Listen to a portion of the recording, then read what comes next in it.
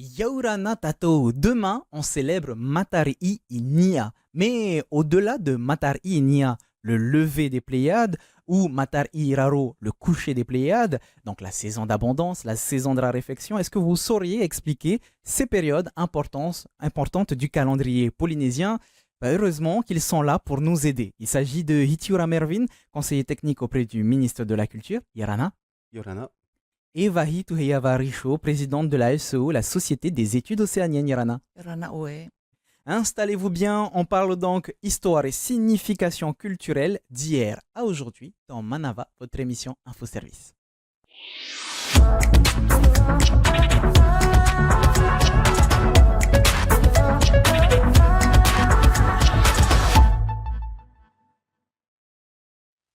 Alors ne vous inquiétez pas, ils en parleront mieux que moi, à savoir nos invités sur le plateau, mais déjà un petit résumé. Au Fénois, l'année s'articule en deux grandes saisons. Matar Iraro, période de disette, de raréfaction, et Matar Inia, on y entre dès demain, la période d'abondance. C'est le retour des pluies, fertilité des sols, profusion des ressources terrestres et marines, de dates qui sont importantes au point d'avoir mis en valeur Matar Inia. Le 20 novembre devient donc officiellement un jour férié, une histoire de longue date que nous découvrons ou redécouvrons aujourd'hui en commençant par cette question, même si je viens plus ou moins de la résumer. Vahi, Matar Inia, est-ce que c'est un bon résumé justement ce que j'ai pu dire plus tôt?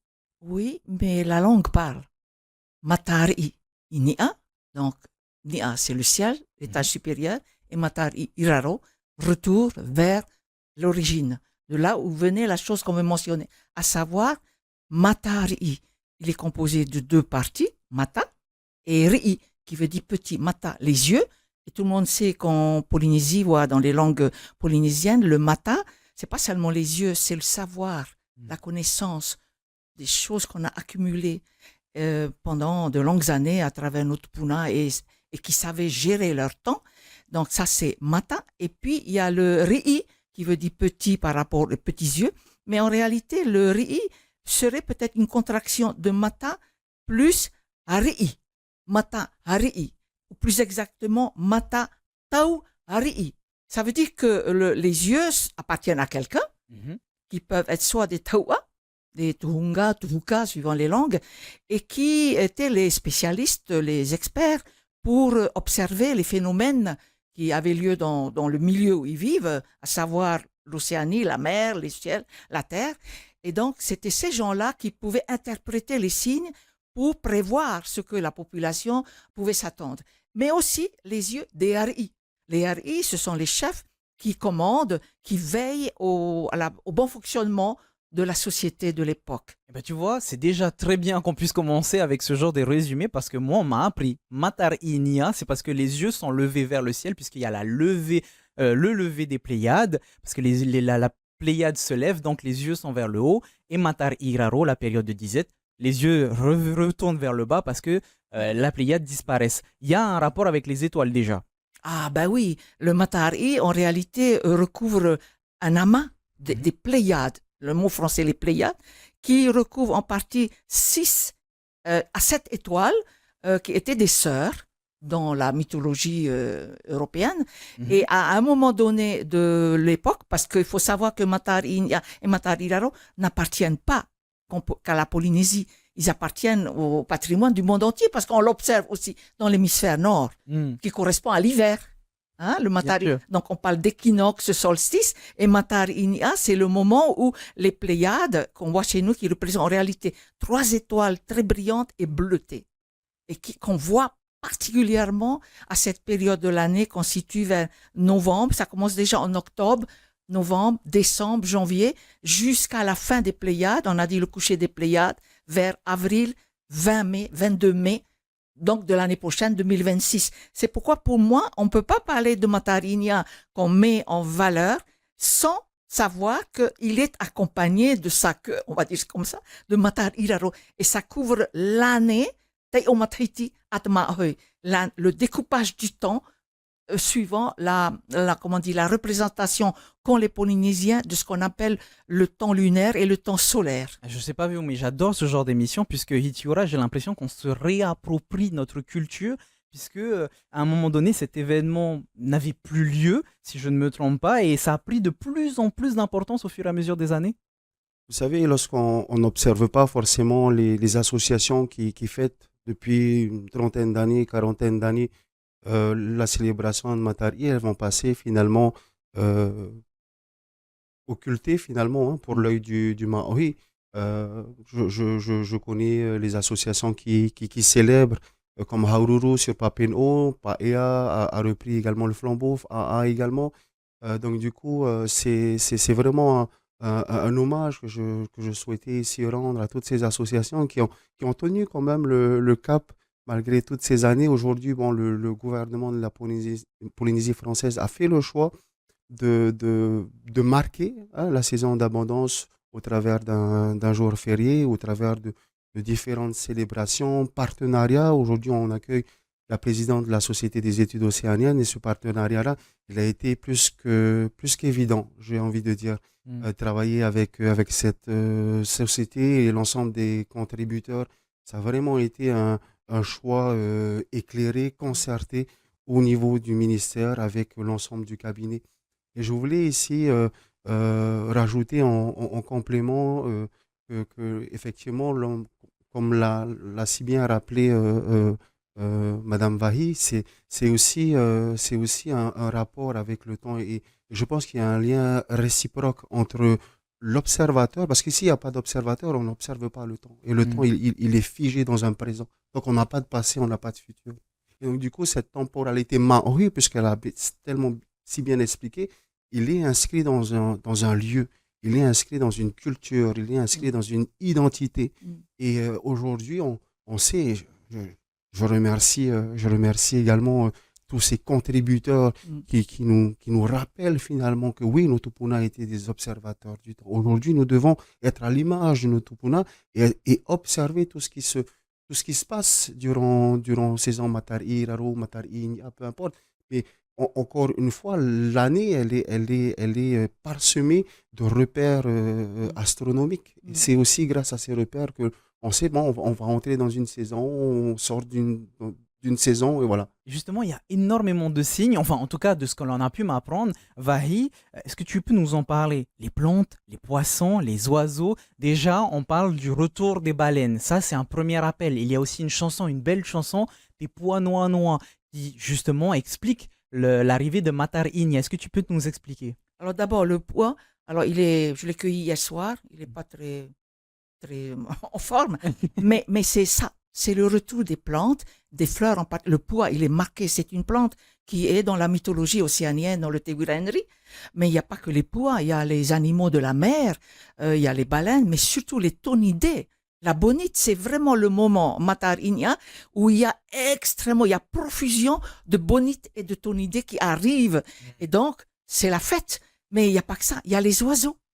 Parmi les oiseaux, il y en a un qui a été signalé parmi les contributeurs, le houpois. Le coupois, peut-être en Paumotu, hein. Et donc, peut-être d'autres oiseaux que j'oublie, qui se trouvent en Australie ou en Nouvelle-Zélande et qui se trouvent chez nous aussi, qui portent des noms différents. Donc, à part ça, les humains. On est là, on vit ça et on vient de loin. Les humains célébraient cette particularité de Matar Inya, les étoiles, comme un marqueur du temps, mais aussi un marqueur de notre calendrier lunaire en conjonction avec le calendrier solaire. Et le calendrier solaire, calendrier civil grégorien, du moment donc où les Européens sont arrivés, on a été calqué, on a été obligé pratiquement de suivre le calendrier qui venait de l'Occident. Alors qu'on avait notre propre calendrier. Voilà, on avait notre propre calendrier, si bien qu'aujourd'hui, on redécouvre que notre façon à nous d'agencer nos mois lunaires par rapport à l'astre solaire et par rapport à Matari était déjà vu par nos Tupuna. Et c'était quelque chose, c'est le rendre hommage à Haururu, rendre hommage au ministère de nous avoir permis de rentrer dans cette réflexion-là, dans cette recherche qui ne finit pas de réveiller les consciences, parce qu'aujourd'hui, il y a des jeunes qui ne savent pas ce que c'est que le Matari, pas que les jeunes d'ailleurs. Et on est là pour expliquer quelque chose qui nous appartient, propre à l'Océanie, à la Polynésie, et qui mérite d'être compris de tout le monde.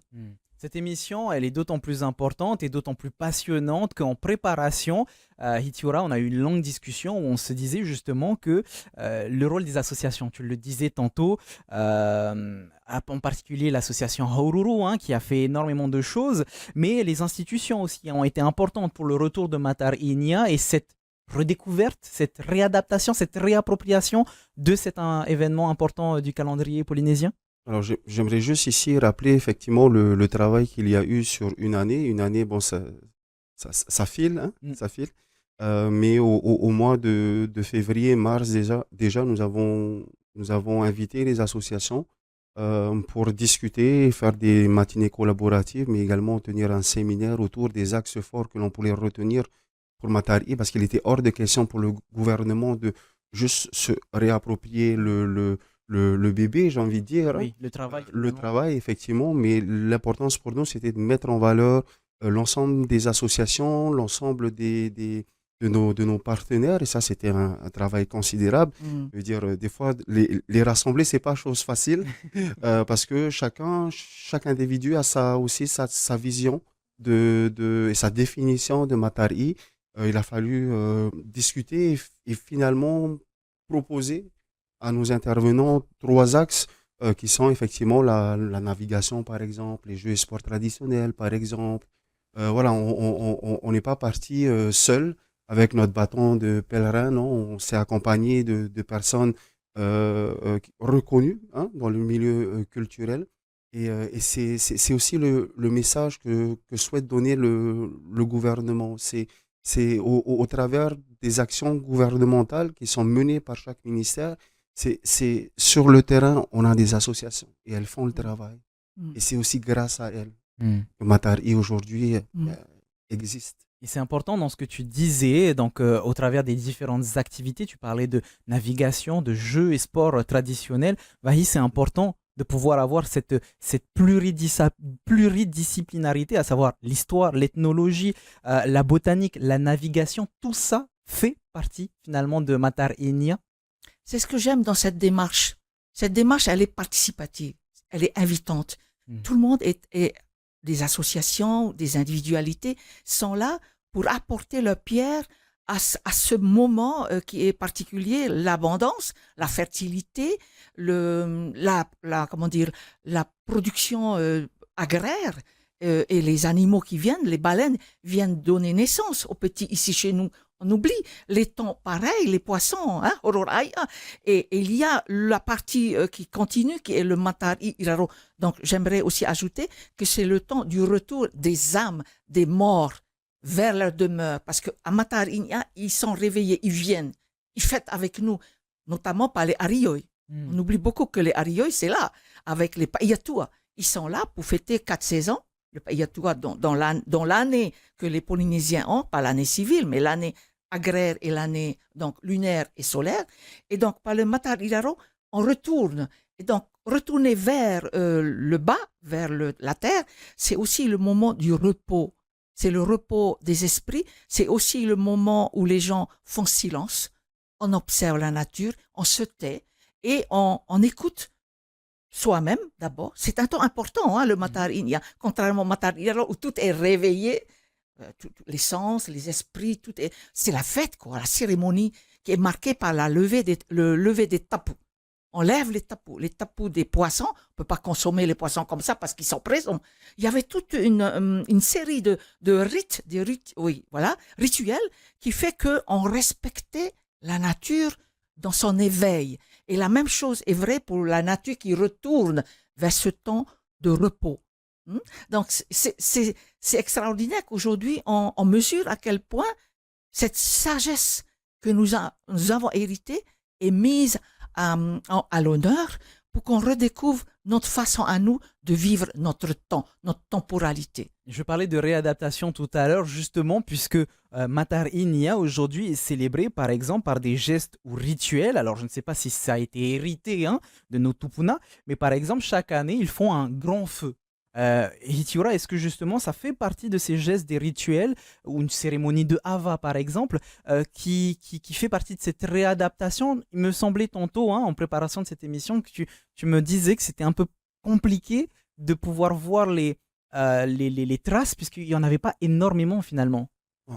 Alors, puisque c'est l'association Haururu qui fête chaque année Matar Iraro et Matar Inia, bon, c'est un peu notre association référente dans le domaine. Et oui, discuter avec Christine Briand, discuter avec certains membres de Haururu. En fait, ce sont des rites finalement qu'ils ont un peu recréés.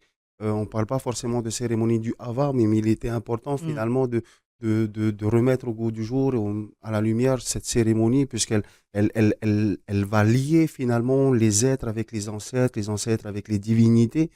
Et voilà, il y a toute une série de rituels sur lesquels nous sommes appuyés, parce que bon, jusqu'à aujourd'hui, personne ne s'est opposé, si j'ai envie de dire, à tous ces rituels qui étaient pratiqués par l'association Haururu. Donc c'est vrai que c'est un point de départ pour nous.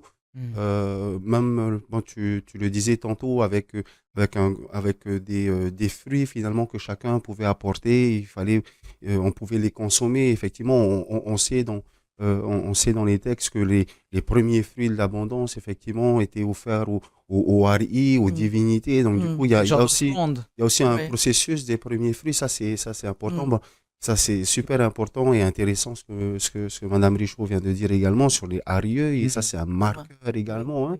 Oui. Donc, voilà, il y a tous ces repères finalement, hein, Mm. qui orbitent autour de Matari. Et finalement, ce qu'il faut retenir autour de Matar et Nia, Vahis, c'est surtout cette envie cette volonté de gratitude, puisque là, on va rentrer dans une période d'abondance, pouvoir remercier la nature justement pour toute cette abondance, cette richesse qu'elle nous donne. Oui, d'où les jours de Tapu, qui Mm. étaient extrêmement respectés par les Arioy et par la population des Mataina. Dans le mont Mataina, Matari, dans le mont Matamua, hein, dans le mont Matahiapo. Il y a beaucoup de monts. Ici, on voit le Mata. En fait, le Mata, le savoir, la connaissance, et aussi le commencement. Donc, Matari, c'est le début de quelque chose, le commencement du temps où on va honorer la nature dans sa générosité. Et donc, nous, les humains, quel atout avons-nous sinon de se recueillir, de rendre des hommages aux divinités de l'époque? Aujourd'hui, on peut se poser la question, vers quoi rend-on hommage? Donc, la nature qui nous envoie, elle est généreuse. Et notre façon à nous, on est prêt à rentrer dans ce cycle-là qui est de reconnaître la fertilité dont jouissons tous les jours jusqu'à maintenant. Et j'aime beaucoup le terme que tu as utilisé, à savoir honorer cette nature et cette fertilité. Justement, c'est comme honorer finalement l'importance de cette journée, de pouvoir avoir un jour férié, Itiura, c'est pouvoir prendre tout son sens autour de la gratitude de cette période qui commence.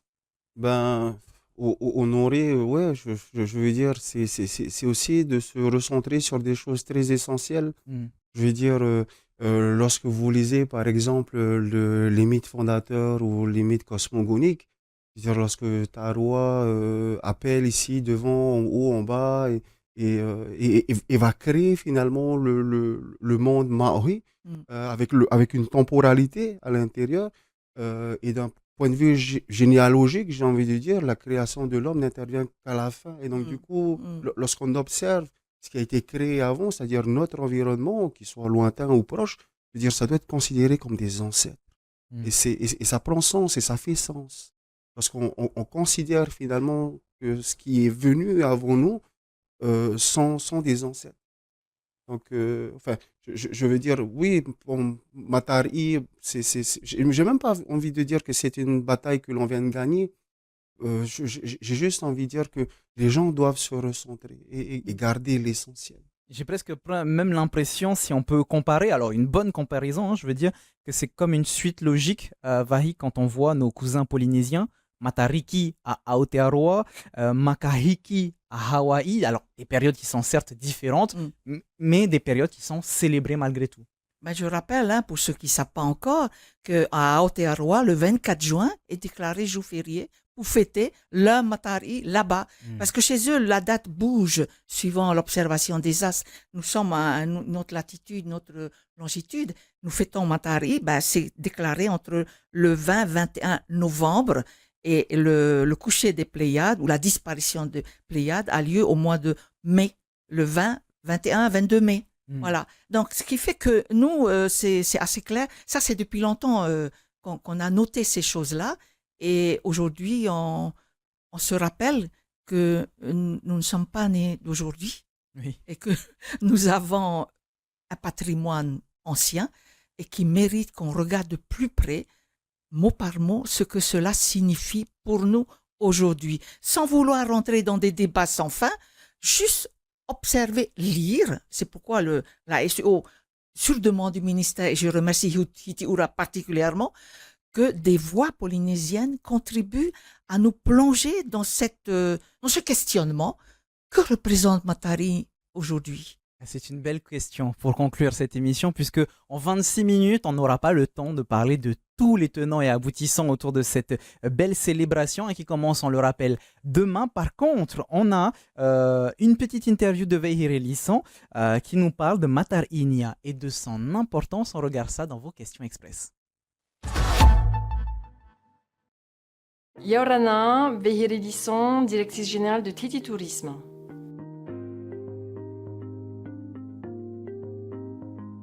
Alors, déjà, je pense que ce qui est important de rappeler, c'est que le 20 novembre de cette année, pour la première fois, ça sera un jour férié. Donc, pour célébrer Matarinia, donc notre entrée dans la saison d'abondance.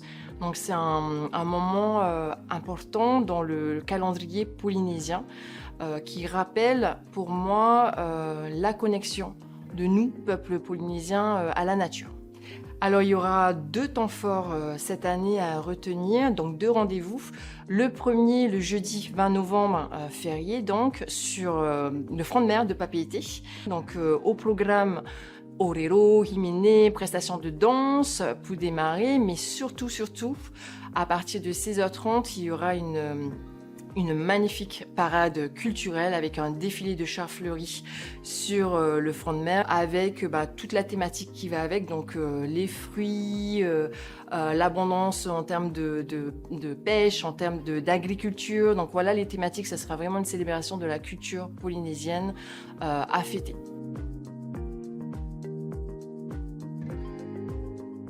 Et donc le deuxième temps fort, cette fois-ci le samedi 22 novembre, donc du côté de Tautira au parc Tatatua. Donc là, toute la journée de 9h du matin à 21h. Donc là, pareil, on célèbre la culture polynésienne. Il y aura plusieurs ateliers de confection, d'artisanat, mais aussi un des temps forts de cette journée, ça va être un grand atheiti partagé. Et puis dans l'après-midi, cérémonie du Hava. Mais avant ça, on aura aussi le conservatoire artistique de Polynésie française qui viendra pour faire différentes prestations, danse notamment. Et puis une observation commentée des étoiles. On parle de Matari Inia en plus à Tautira. Donc en début de soirée pour finir ensuite sur un concert.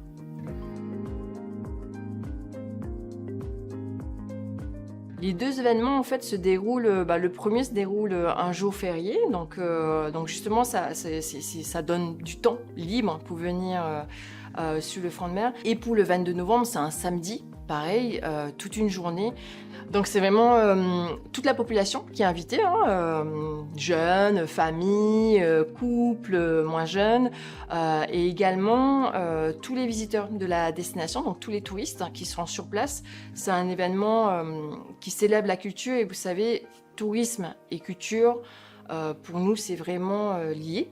Les visiteurs à l'international, ce qu'ils retiennent de chez nous, c'est évidemment les magnifiques paysages et l'environnement naturel préservé.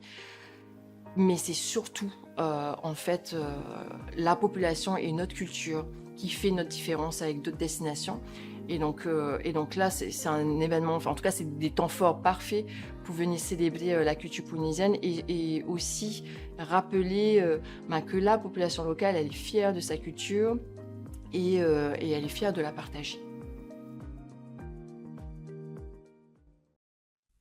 Comme d'habitude, en fin d'émission, on vous donne les meilleurs sites, mais avant, on aimerait revenir sur 2 événements assez importants. Hiti Oura, très rapidement, un événement qui a eu lieu cette semaine, finalement, des ateliers scolaires, ça vous tenait à cœur? Oui, effectivement, il était important pour le ministre d'intégrer dans sa lettre de rentrée l'importance de ces festivités. Et nous, lorsqu'on a proposé au Conseil des ministres de célébrer Matar ici Tautira, il a été effectivement naturel de proposer des ateliers scolaires. Donc, on s'est tenu déjà depuis mardi des ateliers à destination des établissements de proximité, c'est-à-dire sur la presqu'île, en termes de navigation, en termes d'artisanat, d'agriculture. Ça aussi, c'est très important. Et ce que je voulais souligner, c'est que le support, c'est-à-dire le BSEO, est également un support extraordinaire que l'on va mettre à disposition des équipes éducatives et de la DG2E. Donc, tout le monde pourrait effectivement pouvoir le télécharger, aller sur le site de la DG2E, mais également sur le site de la Direction de la Culture et du Patrimoine. Justement, on y reviendra dans quelques instants. Vahid, toi, l'événement qui te tient à cœur, c'est celui du 22 novembre avec Christine Briand, puisque vous allez explorer,